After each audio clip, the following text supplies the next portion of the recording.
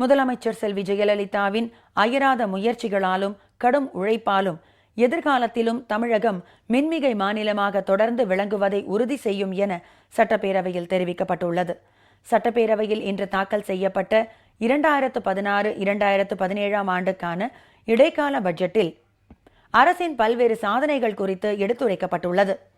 கடந்த 5 ஆண்டுகளில் புதிய மின் திட்டங்களை செயல்படுத்தியதன் மூலம் 4455 மெகாவாட் உற்பத்தி திறனும், நடுத்தர மற்றும் நீண்டகால கொள்முதல் ஒப்பந்தங்கள் மூலம் 3030 மெகாவாட் மின்சாரமும் கூடுதலாக சேர்க்கப்பட்டதன் அடிப்படையில் மாநிலத்தின் மின் உற்பத்தி திறன் 26,806 மெகாவாட் அளவை எட்டியதாக குறிப்பிடப்பட்டுள்ளது.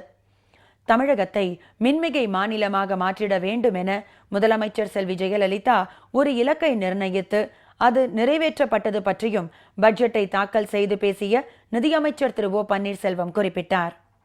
தொலைநோக்கு திட்டம் 2023 திட்டமிட்டவாறு எண்ணூர் விரிவாக்கப்பட்ட அனல் மின் உற்பத்தி திட்டம், எண்ணூர் சிறப்பு பொருளாதார மண்டல மின் உற்பத்தி திட்டம், வடசென்னை அனல் மின் உற்பத்தி திட்டத்தின் 3வது நிலை ஆகியவற்றின் கட்டமைப்பு பணிகள் தொடங்கப்பட்டுள்ளதாகவும், ராமநாதபுரம் மாவட்டத்தில் உப்பூர் அனல் மின் உற்பத்தி திட்டம், கடலாடி அனல் மின் உற்பத்தி திட்டம், தூத்துக்குடி மாவட்டம் உடன்குடி அனல்மின் திட்டம், குந்தா நீர் மின் உற்பத்தி திட்டம் மற்றும் சில்லஹல்லா நீர்மின் உற்பத்தி திட்டம் ஆகியவற்றை நிறுவுவதற்கான நடவடிக்கைகள் எடுக்கப்பட்டு வருவதாகவும் அமைச்சர் தெரிவித்தார்.